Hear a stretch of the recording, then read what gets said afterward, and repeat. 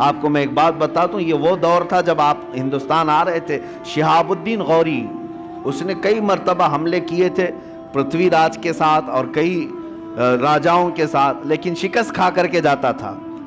آپ سرکار غریب نواز تشریف لا رہے تھے، وہ شکست کھائے ہوئے جا رہا تھا، تو نظر پڑی یہ فقیروں کے قافلے پر کہ یہ کہاں جا رہے ہیں، تو سرکار غریب نواز نے پیغام بھیجا بادشاہ وقت کو، اور اس کے سپاہی ہاتھی گھوڑے ہتھیار سب لے کر جا رہے۔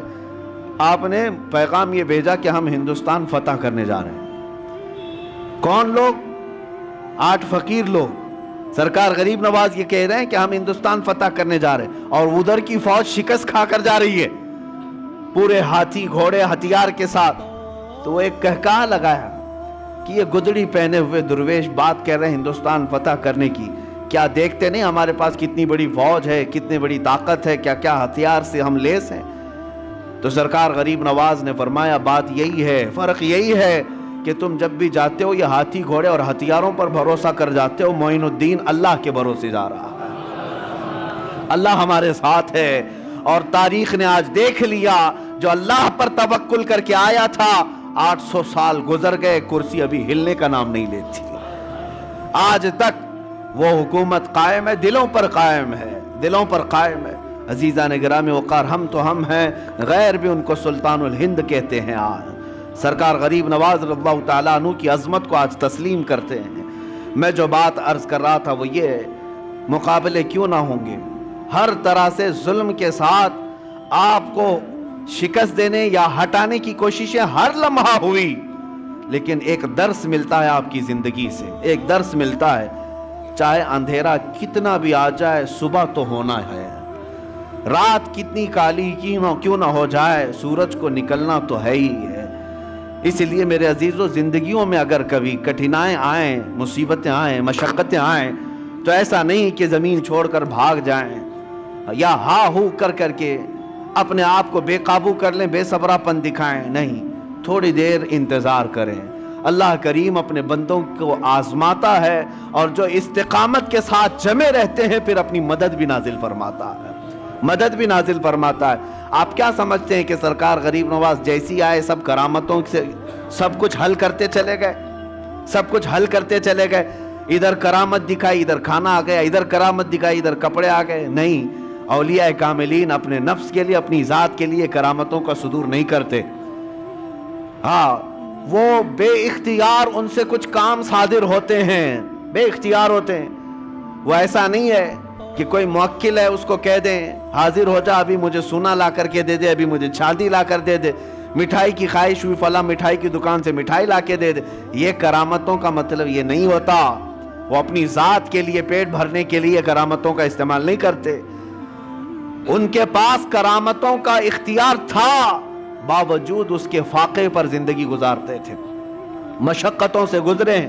آپ کو پتہ ہے، آپ کے ایک صاحبزادے خواجہ حسام الدین رحمت اللہ تعالی علیہ بچپن میں مدرسے سے پڑھ کر کے آ رہے تھے، اور بھی طلبہ تھے، کسی استاد کے پاس پڑھ کر کے آ رہے تھے، بیچ راستے میں ان کو چکر آ گیا اور گر گئے۔ دوستوں نے اٹھایا، کہا حسام الدین کیا بات ہے؟ کہا 2 دن سے ہم کھانا نہیں کھائے، سرکار غریب نواز کے بیٹے ہیں، کھانا نہیں کھائے، بھوک کی شدت ہے کہ آج کمزوری آ گئی، گر گئے۔ تو وہ دوستوں نے پوچھا کیا آپ نہیں کھائے؟ تو آپ کے والد کہا وہ پچھلے 8 دن سے تو فاقے میں ہیں، وہ روزہ رکھتے ہیں، دن میں شام میں پانی پی لیتے ہیں، ان کا تو فاقہ اور ہے۔ بیٹے نے صرف اتنا کہا دوستوں سے، سب گئے اپنے اپنے گھروں میں جا کر کہنے لگے کہ آج تو بڑا غضب ہوا، ہم نے سلطان الہند معین الدین حسن چشتی رضی اللہ تعالیٰ عنہ کے بیٹے کو فاقے میں گرتے ہوئے دیکھا، اور انہوں نے بتایا کہ ان کے گھر میں فاقہ چل رہا ہے۔ جب بچوں نے یہ بات پہنچائی اپنے والدین سے، تو شام سے پہلے جتنے متعلقین تھے سب بڑے بڑے طبق کھانے کے بھر بھر کر کے خانقاہ پر لے آئے۔ حضرت سرکار غریب نواز بیٹھے ہوئے تھے، دیکھا اچانک آج کھانے کا اس قدر وافر انتظام، کثیر تعداد میں کھانا آ گیا ہے۔ پوچھا کہ یہ بات کیا ہے، آج اتنا کھانا کیسے آ گیا؟ لوگوں نے کہا کہ حضور آپ نے کبھی اشارہ تک نہیں کیا کہ آپ کے گھر پہ فاقہ ہے، ہم غریبوں کو آپ حکم فرما دیں ہم اپنی جان حاضر کر دیں۔ कैसे तुम लोगों को किसने बताया? सरकार गरीब नवाज ने पूछा तो लोगों ने कहा आज हजरत आपके साहबजादे हुसामुद्दीन चकरा कर गिर गए थे। पूछा हमारे बच्चों ने तो उन्होंने बताया कि आप पिछले एक हफ्ते से फाके में हैं और वो कमजोरी की वजह से गिर गए थे। हजरत ख्वाजा गरीब नवाज रज़ियल्लाहु ताला अन्हु खाना तो खा लिए, उनके साथ बैठ करके खाए और उसके बाद अपने घर पर आए। बुलाए हुसामुद्दीन कहाँ है? बेटा सामने आया। कहा अब मेरी नज़रों से तुम हमेशा के लिए दूर हो जाओ, इसलिए कि ये फाका मैं दुनिया के लिए नहीं मेरे रब की रज़ा के लिए करता था, और जो मेरे और मेरे रब के राज को बाहर लोगों में अफशा करे मैं उसे अपनी छत के नीचे नहीं देखना चाहता। यानी इस बात से आप अंदाज़ा लगाएं कि ये नहीं है कि करामतों के ज़हूर और सुदूर से तबक के तबक वो खाने उतरवाएं। अगर वो चाहते तो यकीनन अल्लाह ज़रूर देता। वो सोने चांदी के कलाई किए हुए महल में रह सकते, लेकिन औलिया कामिलीन पहले स्ट्रगल करना सिखाते हैं, मशक्क़तों का सामना करना सिखाते हैं, क्योंकि सुन्नत मुस्तफ़ा यही है, नबी पाक सल्लल्लाहु ताला अलैहि वसल्लम की सुन्नत यही है। आज थोड़ी सी मुसीबतों पर हम घबरा करके वावेला मचाते हैं, हालात खराब हैं, इधर जाओ उधर जाओ। हुआ क्या तुम्हारे साथ आज? किसने तुम्हें आज आजमाया है? वो तलवारों के नीचे भी सजदे नहीं छोड़ते थे। आज तुम्हें कौन है जो अजानों से रोकता है? कौन है तुम्हें मस्जिदों में जाने से रोकता है? कोई नहीं रोकता। तुम तो आज महवे ख्वाब हो और खर्राटे लेते हुए अपनी नमाजें कज़ा कर जाते हो, कोई तुम्हें रोकने वाला नहीं। ऐशो इशरत आज अल्लाह ने इतना दिया है जितना माजी में कभी लोगों को मिली नहीं होगी। आज तक बताओ क्या तुम या तुम्हारी औलाद कभी नंगे रहे?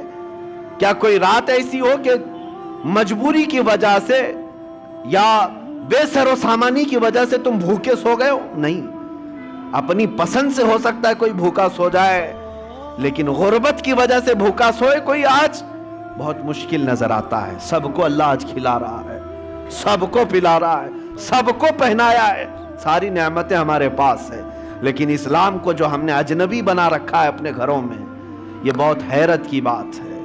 ये बहुत हैरत की बात है। जिस इस्लाम का नाम हमें इज्जत देता है, जिस मुस्तफ़ा की निस्बत हमें इज्जत देती है, उसी इस्लाम को हमने आज अजनबी बना कर रखा है। अजनबी का मतलब क्या है? हम इस्लाम जिंदाबाद के नारे सड़कों पर लगा सकते हैं, अपने घर में लगाओ, अपने घर में इस्लाम को जिंदा करके दिखाओ। तुम अपनी बेटियों पर इस्लाम को पसंद करते हो? क्या तुम अपनी बीवियों पर, अपनी बहनों पर इस्लाम को पसंद करते हो? अगर इस्लाम को पसंद करते तो उनका हिजाब क्यों आज निकल गया? उनका पर्दा क्यों निकल गया? गोया कि हम इस्लाम को सिर्फ मस्जिदों में पसंद करते हैं, बाहर शादी महल में जाकर के देखें, हॉल में, वहां कोई इस्लाम नहीं है। इस्लाम को पसंद ही नहीं करता मुसलमान, अजनबी बना रखा है। अपने बर्तनों पर, अपने दस्तरखानों पर क्या इस्लाम को पसंद करते? अगर तुम्हें अपने खाने में भी इस्लाम पसंद था तो ये क्या है खड़े खड़े कतारों में जो खाते हैं, क्या यही इस्लाम है? अगर तुम्हें अपने लिबास में इस्लाम पसंद था तो जरा अपने ऊपर झांक करके देख लेते। अपने चेहरे पर अगर इस्लाम पसंद था, आईने में जाकर देख लेते। हमने खुद अजनबी बना दिया है इस्लाम को अपने घरों में, और हम बात करते हैं इस्लाम के लूटने की, कि इस्लाम को फलां लूट रहा है, इस्लाम के ऊपर फलां जो है जुल्म कर रहे हैं। खुद अपनों का जो जुल्म है इसका क्या है? मैं बात अलग न चली जाए, आपको इसलिए अर्ज कर रहा हूं कि वो वक्त के सुल्तान मुइनुद्दीन हसन चिश्ती गरीब नवाज, जिनकी हुकूमत आज भी हमारे दिलों पर कायम है, लेकिन पाबंदियां ऐसी थी उनकी जिंदगी पाक में, कसम खुदा की सारे लोग मिलकर के, मैं चैलेंज करता हूं, एक रिवायत ढूंढ करके लाओ कि गरीब नवाज की एक नमाज क्या एक रकात कभी कज़ा हुई हो।